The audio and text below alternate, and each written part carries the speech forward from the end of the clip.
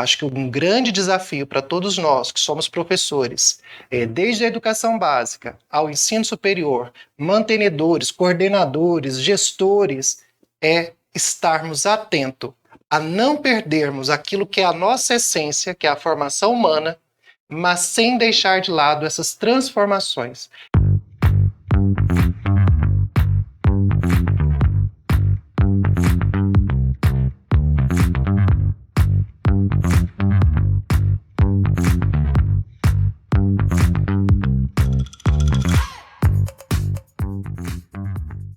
Quero agradecer mais uma vez a presença de vocês, essa audiência que tem nos prestigiado a cada tema do dia. E o tema do dia é Educação no século XXI. Para falar de educação, nós trouxemos aqui o professor Renato Barros de Almeida.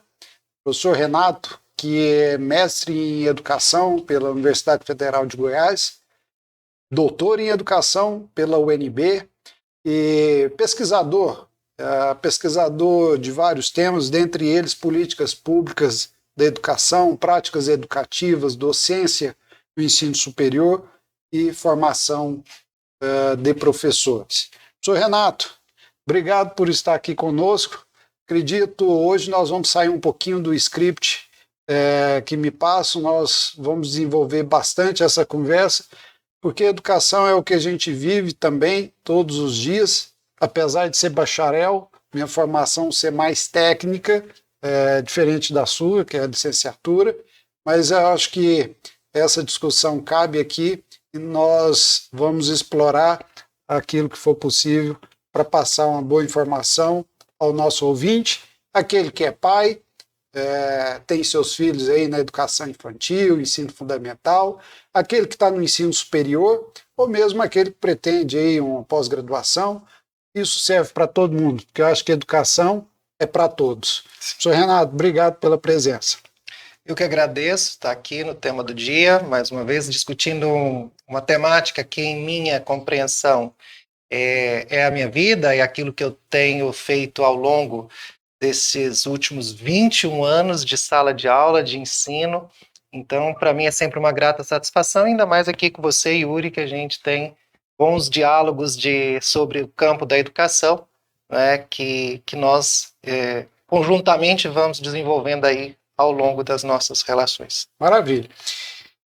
Professor Renato, influenciado hoje pelo desenvolvimento tecnológico e a exigência de novas habilidades a professores, alunos, mesmo mantenedores de instituições de ensino,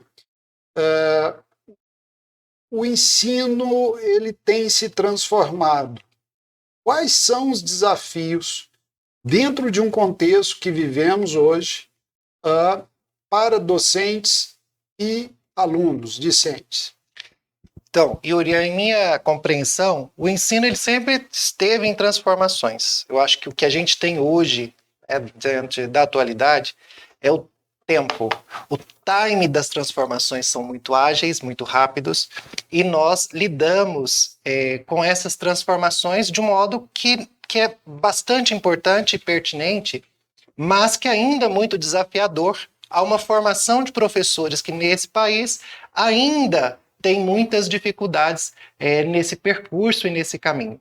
Acho que um grande desafio para todos nós que somos professores, desde a educação básica ao ensino superior, mantenedores, coordenadores, gestores, é estarmos atentos a não perdermos aquilo que é a nossa essência, que é a formação humana, mas sem deixar de lado essas transformações e as tecnologias, o uso delas em benefício dessa formação humana, para que a gente também não se perca nessas mudanças ou nessas transformações com a nossa missão, que é a educação, a formação dos homens para uma sociedade mais justa, mais livre, uma sociedade que de fato dê conta de se relacionar coletivamente entre os homens.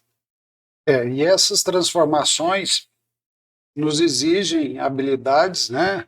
A gente está falando aqui em um mundo em que temos inteligência artificial, startups, né, trazendo aí essa inteligência artificial para as edtechs, que a gente chama, os aplicativos e todas aquelas startups relacionadas à educação. A gente vê uma indústria 4.0, né? Mas, ao mesmo tempo, a gente sabe que a sala de aula ainda é o ambiente de aprendizagem e o ambiente igual àquele que era há séculos passados, né? Então, é 4 paredes com cadeiras enfileiradas e os alunos ali, né, olhando um na nuca do outro e muitas vezes passando horas em um monólogo. Às vezes o professor somente fala, né? Eu digo isso porque mesmo que o método mais utilizado seja aulas expositivas dialogadas, muitas vezes o aluno não entra nesse diálogo e fica passivamente por horas escutando seu professor. Justifica isso diante de tanta tecnologia e possibilidades de ensino remoto, virtual, online? Na minha compreensão, Yuri, a aula dialogada, seja ela expositiva, pelos aplicativos, por N possibilidades, precisa ser um diálogo entre o pensamento e aquele objeto do conhecimento que o ser humano está lidando. Essa é a dialogicidade que a gente precisa ter na dinâmica do processo de conhecimento. Não é tanto o instrumento. Não é né? o instrumento, exato. É o objetivo de fato ali. Então, se hoje nós temos uma sociedade em que o aparato tecnológico está aí, o que nós precisamos ensinar para as crianças, para os adultos, em qualquer espaço que nós estejamos, é como ele vai utilizar desses instrumentos num diálogo com o seu pensamento. Num diálogo com o qual ele seja capaz de, por meio da sua consciência, se apropriar daquele objeto do conhecimento. Então, não há como nós fugirmos, escaparmos dessa realidade. E, portanto, hoje, a nossa missão de professores não é estabelecer um diálogo entre o emissor e o receptor. O diálogo é entre o pensamento e o objeto do conhecimento que está sendo lidado ali. Portanto, nós podemos falar de uma aprendizagem por meio tecnológico, óbvio, desde que eu consiga não apenas ter a informação, mas que eu dialogue com aquilo que está posto na rede mundial dos computadores, nos aplicativos, enfim, nos espaços. Senão, na minha análise, vai ser mais uma revolução que nós vamos perder o time. Porque, de novo, nós vamos reproduzir as mesmas práticas. A prática transformadora que eu defendo é esta, na qual você precisa estabelecer diálogo com o objeto do conhecimento que está posto ali, independente do instrumento que está sendo utilizado. E é bom que fique claro, quando o professor Renato fala nós vamos perder o time, não é a sociedade em geral, são nós educadores. Nós precisamos aproveitar agora desse momento, da realidade muitas vezes imposta a nós, aproveitar dos recursos existentes e utilizar como instrumento do processo ensino-aprendizagem, correto? Correto. Mas o foco não é o instrumento, não é por ser online ou presencial, remoto, virtual, síncrono, assíncrono. Não é isso que importa. E esses instrumentos, eles cabem em momentos, né? Mas o que importa de fato é o processo de ensino-aprendizagem, que ele de fato possa funcionar.